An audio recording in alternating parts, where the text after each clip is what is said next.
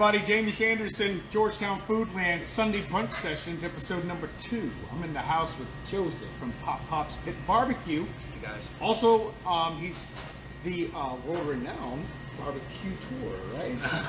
Right, but his barbecue is awesome. I was turned on to his barbecue a couple of years ago off of 707, his original location, and I stepped in, had a taste of that barbecue, and I was like, man, I got to get back to that place sometime. Lo and behold, he opened up a restaurant in Merle's Inlet on the business side, and that place has just been booming. He's also known for his Legend Burger Challenge. Yeah, man, it's a fun challenge. The whole, I had way too much to drink one night and was like, I gotta come up with some shit. We gotta get Food Network here somehow.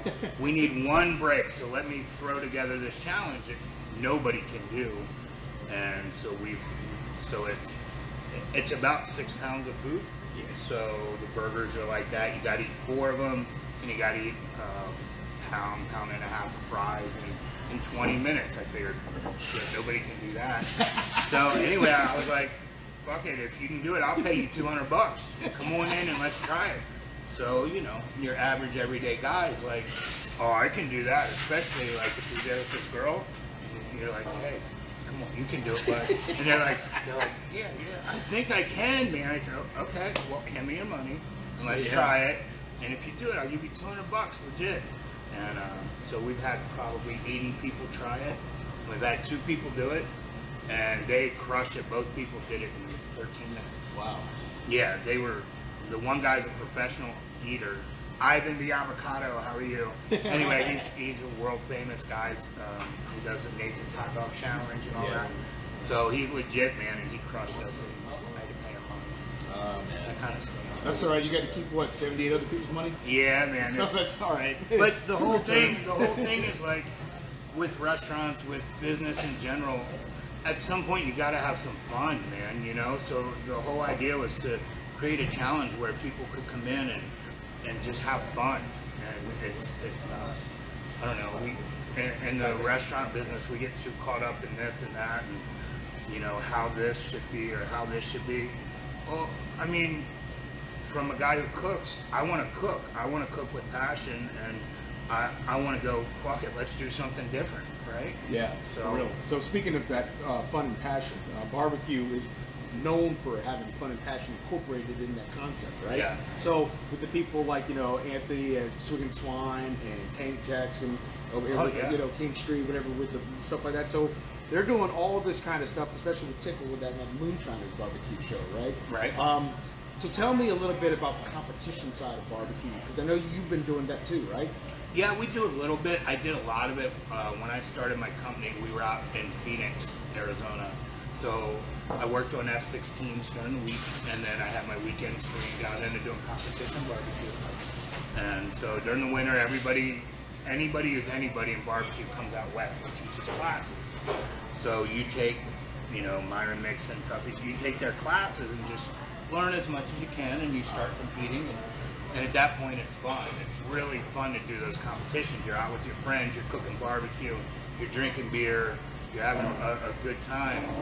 And then once we moved here and opened the restaurants, you know, it's kind of a different ballgame because you're working so much in the restaurant, but you're always trying to get better at your craft. There's no such thing as I know this is how everything should be, or you know, you're always trying to get better and improve. And so with the competition stuff, every cook is different. I mean, you're cooking on site, so like we did a competition yesterday. We did very good. Not my best cook. I couldn't get my smoker up to the right temperature and hold it, but you're dealing with charcoal and wood and air flow, and so to get that mix right, it's very hard.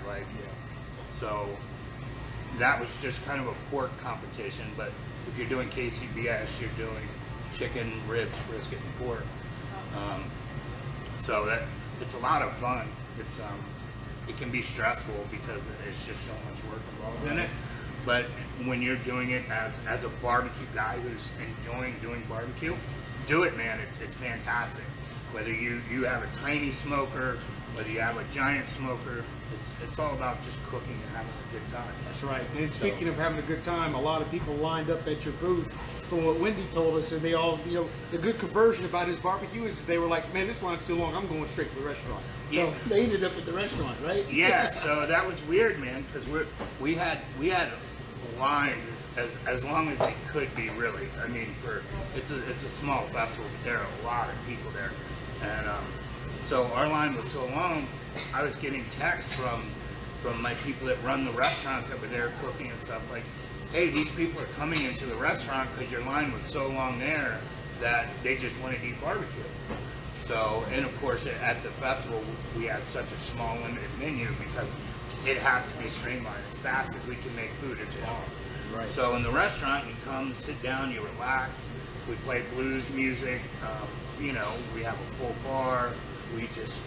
It's a nice, when you go out to eat, you want to relax and have a good time. Yeah. And so, being in South Carolina, the pace of life is a little slower, and people in general really enjoy their time sitting down with family or friends and eating barbecue. Yep. I mean, I'm from Maryland, so we eat blue crab. So we have crab feasts. So everybody gets around, picks blue crabs, drinks beer, has a good time. It's the same thing in the South with barbecue. That's right. And it's a communal thing, Yeah. man. People, when you share that experience with people, you know, it's something you never forget. Right, you build these bonds. You do. Right?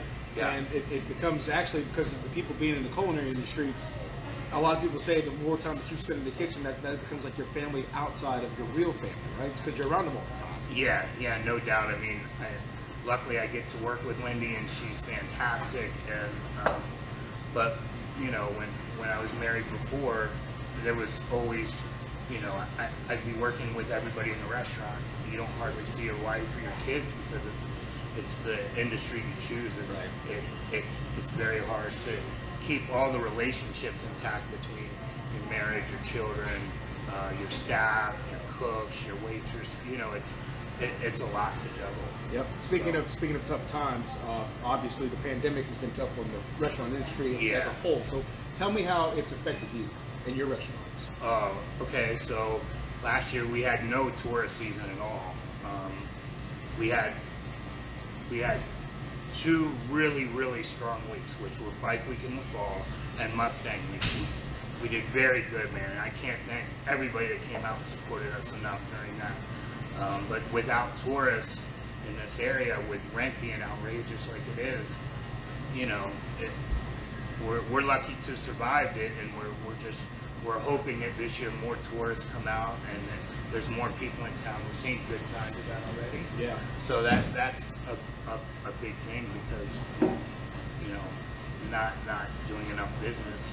In Myrtle Beach, if you just look around, there's probably, in our little area, there's probably been 10 restaurants that have closed just because there's not enough business to go around. Right. But for me, if you open a restaurant next to me, I'm like, hell yeah, let's do it, man. Right. There's enough money to go around. We help each other out. We work together, and we try and create a place where people want to go. Like, if you want to come to my place and we do karaoke and this, you come sit there. And then, of course, we're a family restaurant. We have a bar and all that, but we're a family restaurant. So when we close, if you want to go next door and they're doing karaoke or all that, that's great, man. I want everybody to succeed. And it's such a hard thing, like when you meet people in the industry and it can be so cutthroat. It's like, no. Understand, there's money to go around. I'm not trying to take your money. I'm trying to do the best job that I can. And when you do the best job you can, then we're going to create an atmosphere to grow and better everything. Right. We all succeed. We all stay open. Right. Yeah. That's the whole point of it. So let's talk about your restaurant now. Let's talk about your food. So, like, what are some of the top items people come and ask for? We're known for brisket. Hi Food Network. Hi barbecue scene. Hi, come to South Carolina and you'll find out what real brisket's like. Come on, I'm right here. I'm not hard to find. Anyway, That's 2 spots. Yeah, 2 locations. So anyway, we're known for brisket and pork. I like I said, out west when I was kind of learning my trade. You just take a little bit from everybody, and when people come in, they go, "Is this traditional North Carolina or South Carolina barbecue. And no, it's not. But it's different. But a real quick story I'll tell you. So I took somebody's class, and so we're making barbecue sauces from scratch, and we're trying to figure out the right flavor combinations. And he goes, "Stop what you're doing." Okay.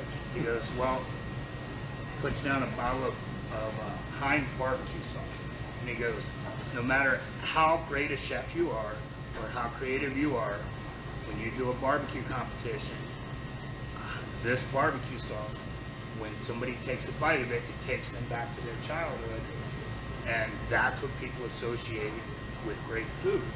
So in that minute, you're just like, wow, okay, so that's, it's fun to do all these different things, but to do something that's going to sell and make people comfort and happy with something, it's kind of a weird thing, because as a chef, as somebody who wants to always be creative and do things. But, so different sauces. I do a mustard, a homemade mustard sauce, a homemade vinegar sauce. Of course, our tomato-based is we do about 95% tomato-based sauce. And it's fantastic, man. It's sweet. It's got a little spice.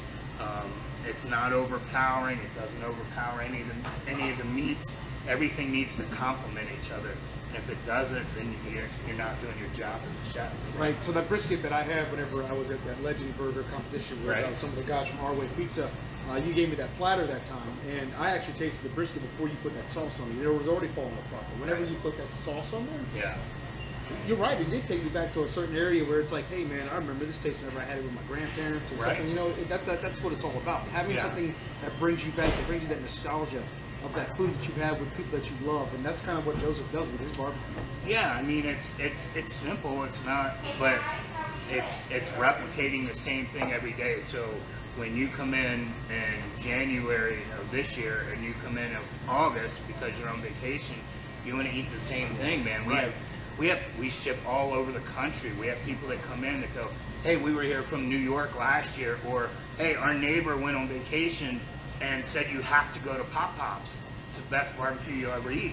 And it's like, that's really fucking flattering, man. Like, some dude I've never met, so we kind of have a joke. We have a couple that comes in and they're from Calgary.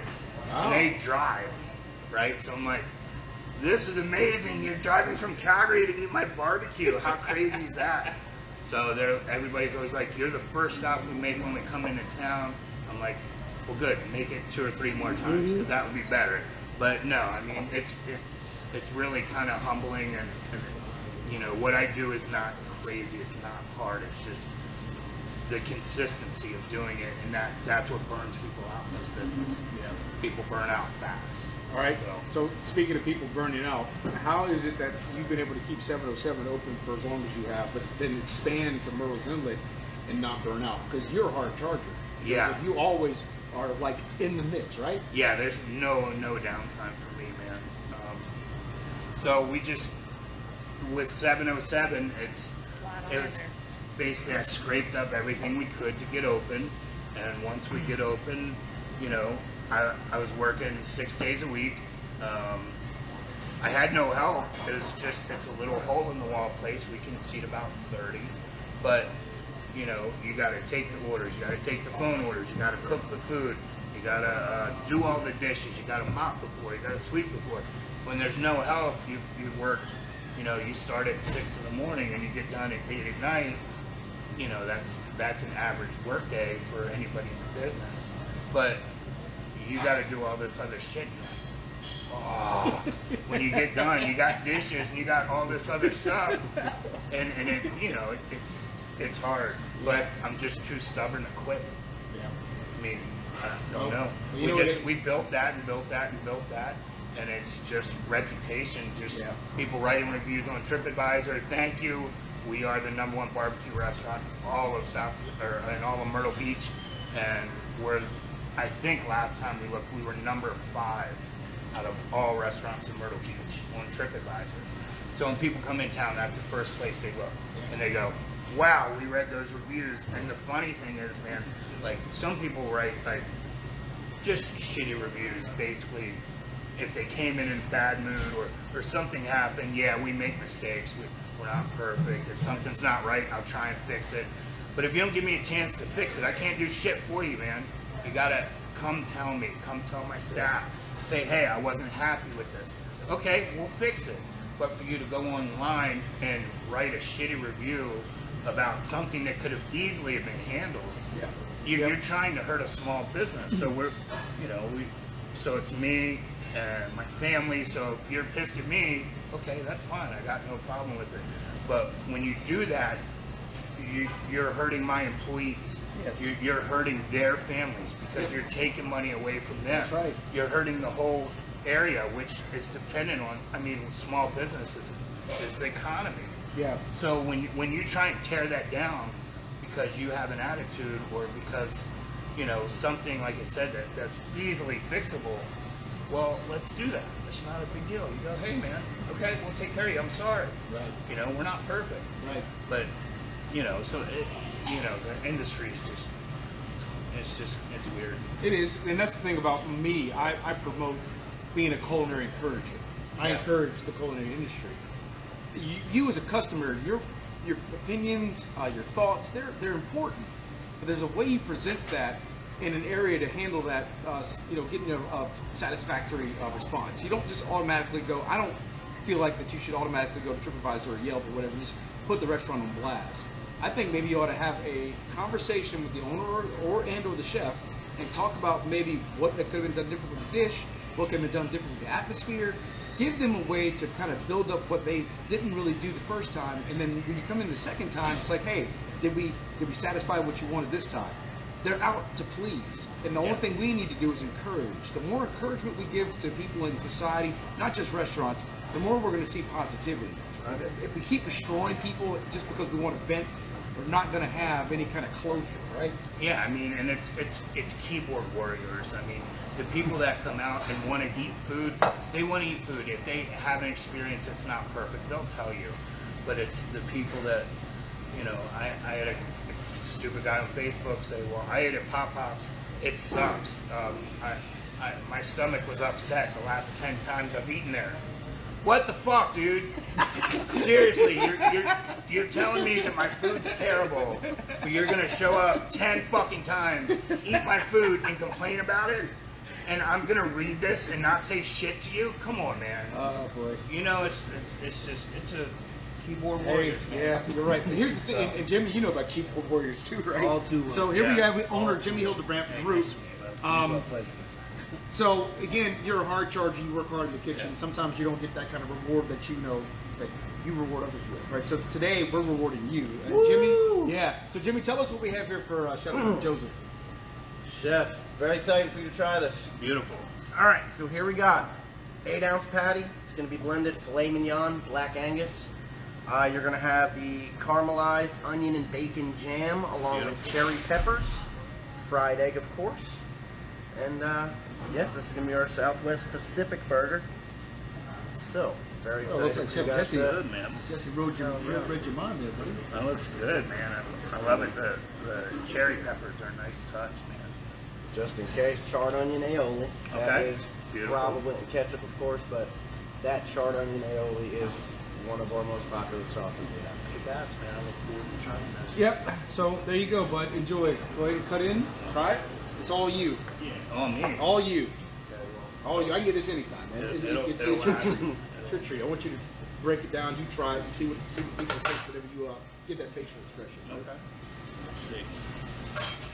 So how do you do the fries? Well, essentially, we do duck fat fries.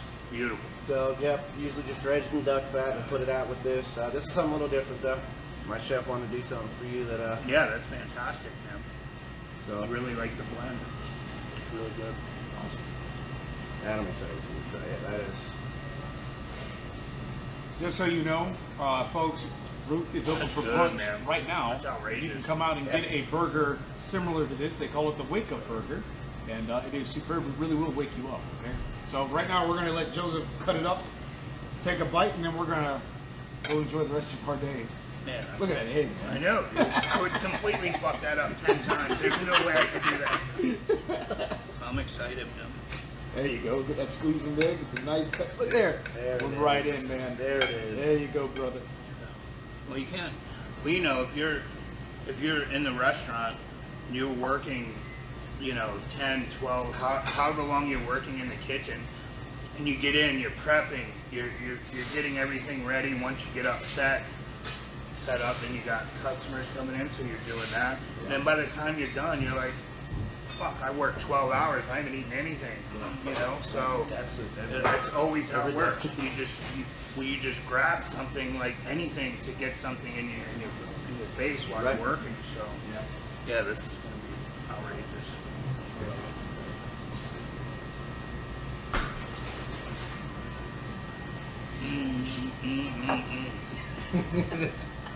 I'll take it. Bro, come on. I might have to take this recipe from you.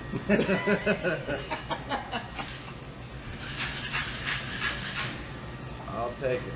So, as you can see, Sunday brunch sessions here at Root, 10 a.m. Sunday mornings. We're taking care of chefs, restaurant owners. They all work hard in this industry. They all take care of the people that they serve. It's our turn to take care of them and show them their appreciation about being who they are, about what they do, about everything that they're about, and also being a culinary encourager. These guys work from day in to day out. As you can tell from what Chef Joseph said, there are people who put in 100+ hours into their restaurants. And the reason why they do this is because they have the love and passion for it, right? They want to see you happy as well. They want to put a smile on your face with what they create. So, again, if you want to be part of this, reach out to me, Jamie Sanderson, Georgetown Foodland. I'm booked up till June right now, but you can message me on the page, find me on Instagram, Facebook, wherever, and we'll get you on and we'll talk about what your restaurants are doing. We'll talk about whatever you're cooking. It's all about supporting the culinary industry in Georgetown County and elsewhere. We'll see you out there, folks. Eat it up, Georgetown. Be a culinary encourager out there and go to your nom place today. Thank you, Chef Joseph. I appreciate it, brother. Hey, we're in Georgetown County, you know that, That's right. Yep, that's why you're here. All right, man. Come out, Rosa, and let's support us, man. We need all the help we can get. Last year killed us.